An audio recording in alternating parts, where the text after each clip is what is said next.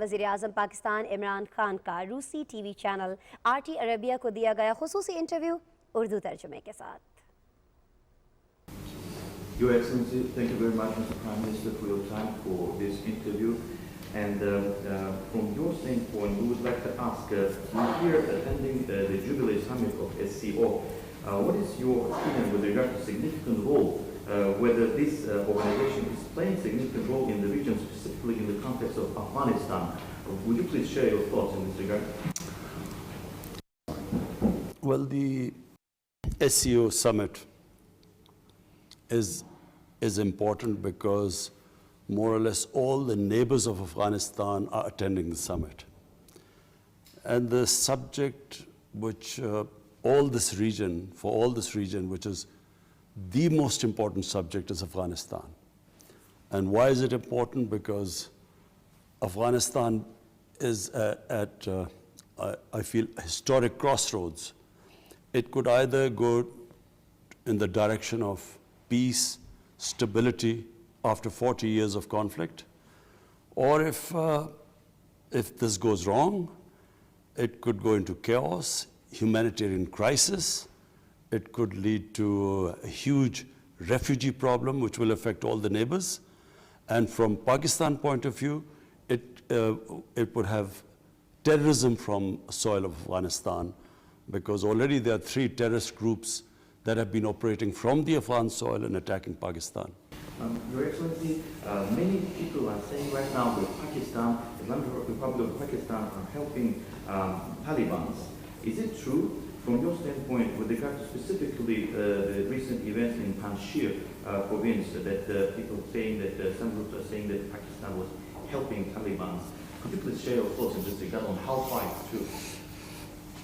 If Pakistan helped Taliban win against the United States, it means that Pakistan is stronger than the United States, the whole of the Europeans, and so strong that it has been able to make a lightly armed militia, 65, 60, 70,000 militia, beat a well-equipped army of 300,000.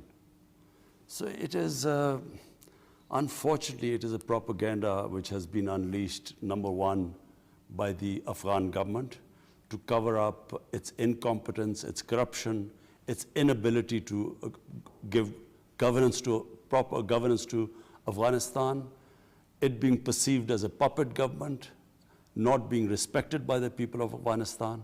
And secondly, it's India, which invested heavily in this Ghani Afghan government. And so this propaganda comes from there, but it has no logic.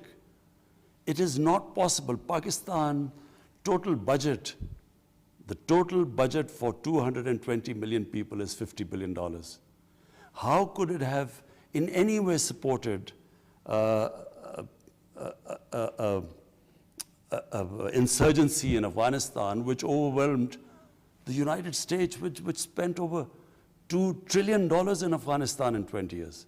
So it is just not logical, it is propaganda. And how come the 300,000 Afghan army did not fight? Did Pakistan ask them not to fight? So if you want to know the reasons why the Taliban won and the Americans finally lost after 20 years, all you have to do is do a detailed analysis of why one of the most bravest nations in the world, the Afghan nation, why did the army give up without a fight? Your Excellency, you said that you won't recognize new government in Afghanistan until the international community will not recognize them. Would you please say, are you planning to recognize this new government at all? Pakistan is part of an international community. The recognition of Afghanistan is going to be very significant, the Taliban government. And what we are doing is that we are working with all the neighbors of Afghanistan. We are developing a policy, what should the Taliban government do for all of us to recognize them. And clearly, the thing that comes out most significantly is that the Taliban government must have an inclusive government, because Afghanistan is a country of diversity. The Pashtun element, Taliban are basically a Pashtun movement, is roughly half the population. Then there are Tajiks, who are a significant minority, and then there are Uzbeks, and then there are Hazara. So from for the interest of Afghanistan, for the long-term stability of Afghanistan, all of us feel that it must be an inclusive government, which unites Afghanistan. So really, that's where we stand today. We will discuss with all the neighbors of Afghanistan and come up with a policy. As we all witnessed the Taliban recently, we saw the announcement of the new government by Taliban, and they still didn't consider all minorities' interests and to make them represent this government as well. What do you think, considering that Talibs right now, they're considering themselves as the winners, they're victorious, and will they recognize other minorities as well in the future? Look, the Taliban have been through one of the most, what should I say, the most epic struggles anyone could have gone through, because after 20 years, they have really survived one of the greatest military machines in the history of mankind. And they have taken heavy casualties in this. So I assume what is going on right now is that there is a feeling amongst those who have struggled in these 20 years, who've given a lot of sacrifices. They would want to have the lion's share, the main share of the government. And yet, I think within the Taliban, there are people who feel that unless they get all other minorities, other sects, groups, everyone until they get them under the umbrella, they feel that the government will remain unstable. So I think that is going on within the Taliban movement right now. But from the point of view of Afghanistan, as a well-wisher of Afghanistan, I feel that the only way there will be stability, long-term peace, if it's an inclusive government. What do you think, sir, regarding the Taliban? Can they change their ideology indeed, in reality, after 20 years when they fought for this ideology? Can they be acceptable in the eyes of the world community? Can they change something in Taliban? The Taliban fought like before them in the 19th century. The Afghans fought the British. They all, against British, it was jihad. They were fighting for freedom of the country in the name of, they used to call it a holy war. All along Pakistan's border with Afghanistan, which is called the tribal area, where there are Pashtun tribes living, they, throughout 80-year interaction against the British, they fought against the British throughout the 80 years. Some part of the tribal area was up in arms against the British, and they fought under the name of jihad, because fighting against a foreign invasion is jihad. Then against the Soviets it was jihad, and it's exactly what the Taliban did this time, it's jihad. Question is now, once they come into government, what sort of government will they have?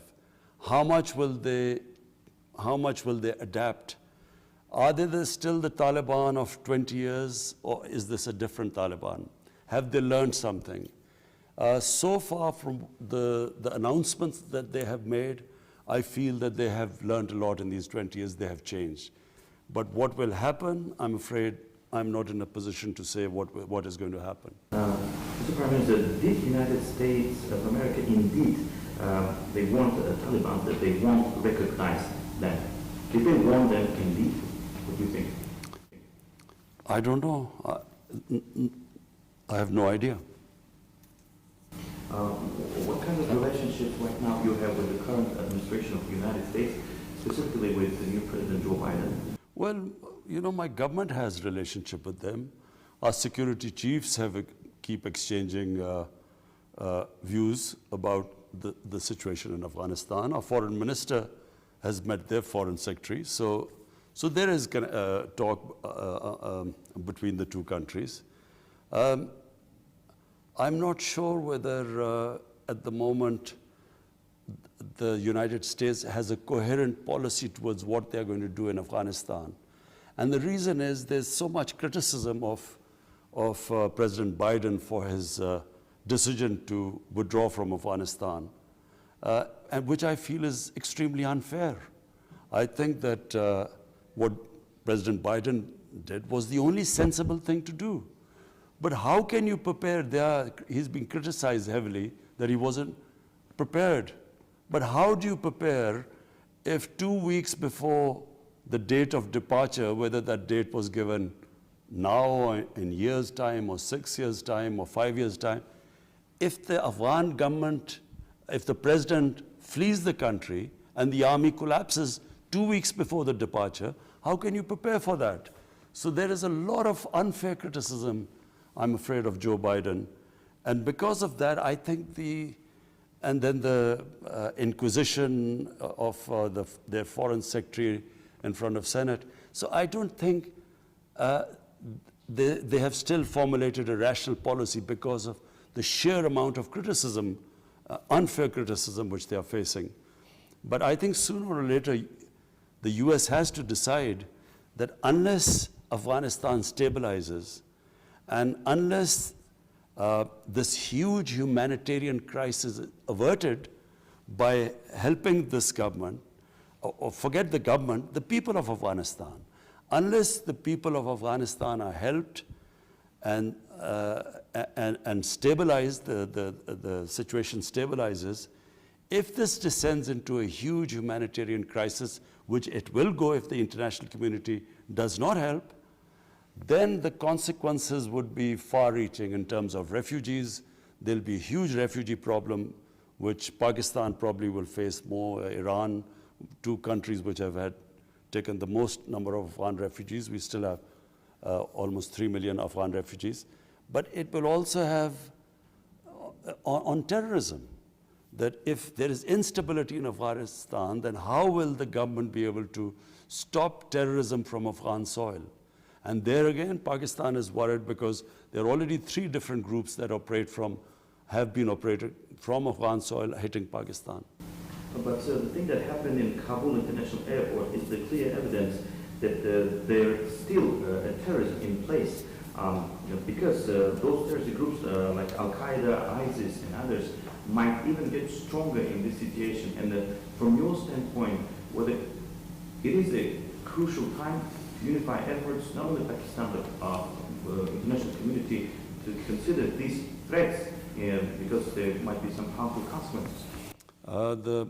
There is no doubt that if there is instability, chaos, a weak government in Afghanistan which cannot control the terrorists, because a weak government will not be able to control the space for terrorists in Afghanistan.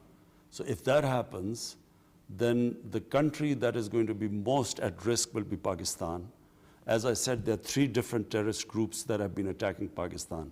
One is the Tehrik-e-Taliban Pakistan, because when Pakistan took action against these Pakistani Taliban who are attacking the state of Pakistan, they were pushed into Afghanistan. So one is that group. Second is ISIS. ISIS has done a number of attacks inside Pakistan territory. And that ISIS is the one which did that attack on the Kabul airport. But also we have Baloch terrorists. These terrorists have been using Afghan soil to do attacks in Balochistan. And therefore, yes, it is that's why Pakistan is talking to all the neighbors of Afghanistan. We want a consensus built how we can support this current government and stabilize the situation, how we should avert this humanitarian crisis. But I think the US has a big part to play because US was there for 20 years. And it also bears responsibility. If there's chaos in Afghanistan, if there's terrorism from the soil of Afghanistan, then we must remember that 20 years ago, the only reason the US invaded Afghanistan was because of terrorism. Al-Qaeda, which had hit the US. So if that was the reason for coming over, then 20 years later, over $2 trillion spent, 2,400 Americans dead, but hundreds of thousands of Afghans dead, 80,000 Pakistanis died in this. So what would be the achievement if, after all this time, again Afghan soil is being used for terrorism? So therefore, I think the whole world community has to take cognizance, and this is a historic moment where they should not let Afghanistan drift towards chaos and go into another crisis. Well, of course, we all know that Pakistan has suffered more than anybody else, any other countries, because of the situation in Afghanistan the past many years, because Pakistan had the longest border with this country. And recently it was mentioned by your country that Pakistan is unable to receive more refugees from this country because the flood is too much. And if this trend will keep going, keep increasing, what do you think? Whether it's time for international community to think about some necessary measures to be taken in order to somehow facilitate this process? Well, firstly, I was listening to the Senate hearing where Secretary Blinken was there and answering these questions to the senators. And I must say, as a Pakistani, I felt deeply hurt by some of the remarks made by those senators. To blame Pakistan for this debacle in Afghanistan is the most painful thing for us to listen to. Pakistan is the country that gave the greatest number of sacrifices for the American war in Afghanistan. Pakistan was asked to join this invasion of Afghanistan by the Americans, or become part of this coalition, when Pakistan had nothing to do with 9/11. There was no Pakistani involved in it. Al-Qaeda was in Afghanistan. There were no militant Taliban in Pakistan. We had no reason to enter the war. But unfortunately, our military dictator at the time, to get acceptability from the Americans, he took us into this war. And this war cost Pakistan, 80,000 people died in this. Because what happened was that the Mujahideen of 80s who were trained to fight jihad against the Soviets, we had trained them to fight against foreign occupation was a holy war, a jihad. And now when the Americans invaded Afghanistan, the same people we are trying to tell them now, because we had joined the Americans, we now are telling them that now fighting against the Americans is terrorism. So they turned against us. They called us collaborators. So they started doing terrorist acts against Pakistan. And then all along the border, the Pashtun tribes, which had sympathy with the Taliban, not because of their ideology, but because of their ethnicity. So the Pashtun nationalism kicked in. They too thought we were collaborators against fellow Pashtuns, and they formed what was the Pakistani Taliban. So they started attacking Pakistan as collaborators. And there were insider attacks from within the Pakistan army who had trained the Mujahideen. So there were 2 suicide attacks, failed attacks, but on General Musharraf from within the army. There were 50 different militant groups split into groups who were attacking the state of Pakistan at one point. On top of it, our ally, it's only time in history when a country is being bombed by its own ally. 480 drone attacks were conducted in Pakistan by the US.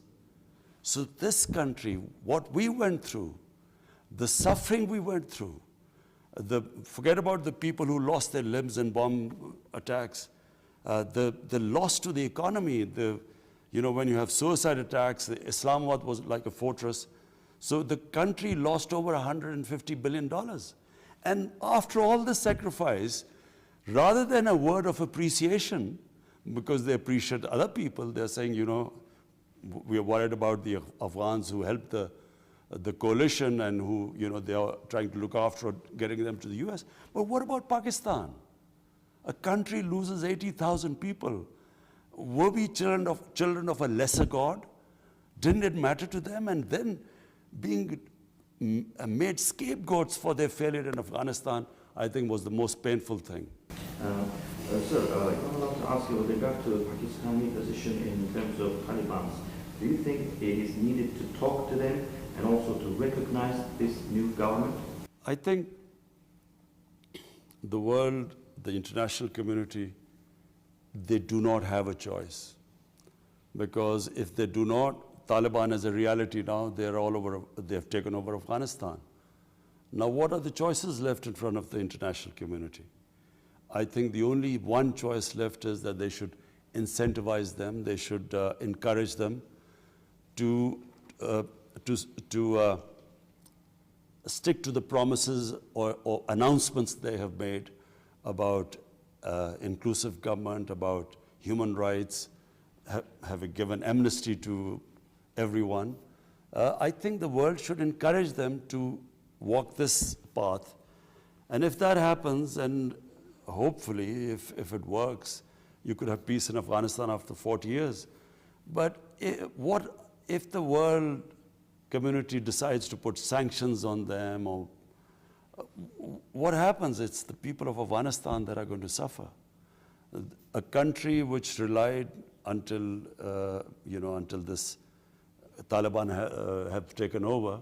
Until then, the Afghan government, 75% of their budget was foreign aid. If the foreign aid disappears, the country will collapse. And if it collapses, as I said, it's, apart from the humanitarian crisis, this will have implications not only for all the neighbors of Afghanistan, but I think in terms of international terrorism, it will have effect everywhere. So therefore, the only one way to go is to incentivize the Taliban to stick to what they promised of inclusive government and hope that they take that path. Your Excellency, the Prime Minister, right now we know that Pakistan and India are members, both countries are members of SCO. How could you comment with regard to relations between two countries, two neighbors, considering this current situation and developments that we see in the region? What do you think, but how could you comment whether the peace, mutual understanding will come between these two countries, your countries? Well, Pakistan has made every effort to have peace with India.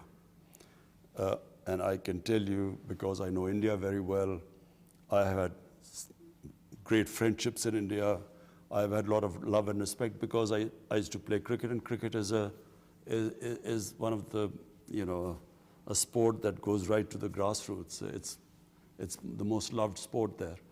So I tried my best to have, improve our relationship with India.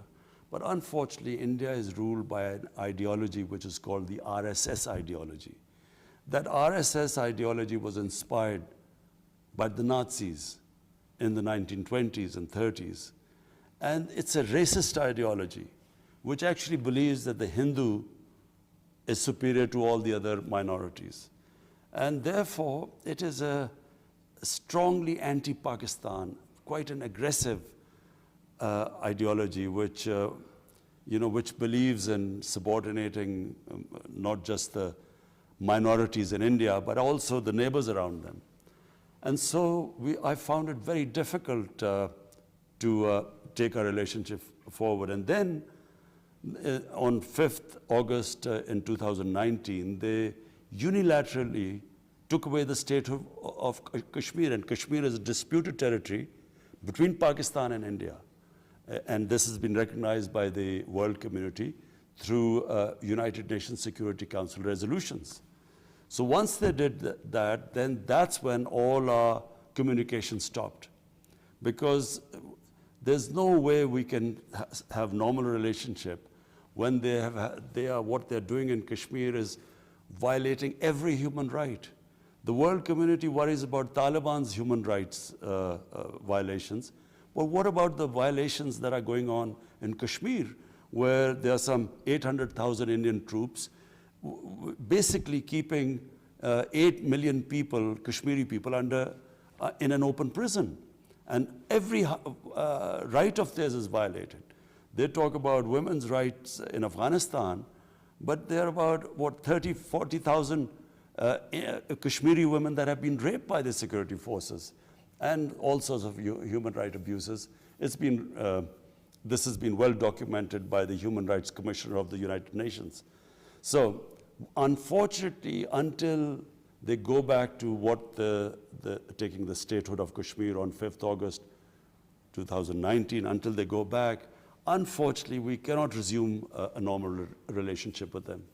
Mr. Prime Minister, what do you think if Pakistan decides to stop the testing of ballistic missiles? Do you think it will somehow help to improve relationships between your countries? Pakistan is almost 7 times smaller than India. And, you know, we always heard the argument that the reason why Israel must have missiles and nuclear weapons because Israel is tiny and they are surrounded by hostile neighbors. So what about Pakistan? We had 3 wars with India till 1971. And ever since we've had the nuclear deterrence, actually there has been no war between us. So really for a small country which has a hostile neighbor 7 times the size, actually it is your only protection. But I wish that we would resolve our difference with India, which is Kashmir. And if that is resolved, I would actually, go for a nuclear-free zone. In fact, I would go for a nuclear-free world. So recently you had a discussion with Mr. Putin, President of Russia, with regard to the Afghanistan situation. How would you assess, how would you evaluate the current stage of relationships between Pakistan, Islamic Republic of Pakistan and Russian Federation, not only in the government but also at the level of the countries? I think our relationship is improving. I have, the few times I've met, a couple of times I've met President Putin. We have a very good relationship and understanding. I've spoken to him twice on the phone now. And we want to improve our relationship between Pakistan and Russia. Our concern is the situation in Afghanistan. In fact, all the countries around Afghanistan, at the moment, the main concern is that Afghanistan should not descend into chaos. So we all agree on that, and we all agree that there should be an inclusive government in Afghanistan, which would bring stability there. Because our main concern is that instability in Afghanistan would have repercussions all around. All the neighbors will sooner or later be affected by that. So I was looking forward to meeting President Putin here, but because of his isolation due to COVID-19, he couldn't come. But I am meeting the foreign minister of Russia. Sir, and the last question with regard to relationships of Pakistan with Arab world. We all know that Pakistan was acting as an intermediate during the conflict between Iran and Saudi Arabia recently. And in terms of closing the position of Arab world with others, what do you think, what's your assessment about the role of Pakistan? Whether you're still going to play that role of the moderator in this regard? Iran is a neighbor, and so therefore you have to live with your neighbor. And the more civilized you are with your neighbor, the better it is in terms of trade and for the whole region. Saudi Arabia has been Pakistan's closest ally, a friend which has helped Pakistan in the past when we've needed them. And so therefore, our main interest is that there should be understanding between these two countries. What would be disastrous for Pakistan is if there's a conflict between Saudi Arabia and Iran, not just for Pakistan. It would be a disaster for the developing world because any conflict between those two would affect the oil prices. Already because of COVID-19 and the supply shortages in the world, the commodity prices have risen up, and it is affecting, inflation is affecting most of all the developing world. It's affecting everyone, But commodity prices rising in the developing world is having a devastating impact on poverty, rising poverty. So if the two clashed, Iran and Saudi Arabia, I'm afraid the immediate impact would be oil prices.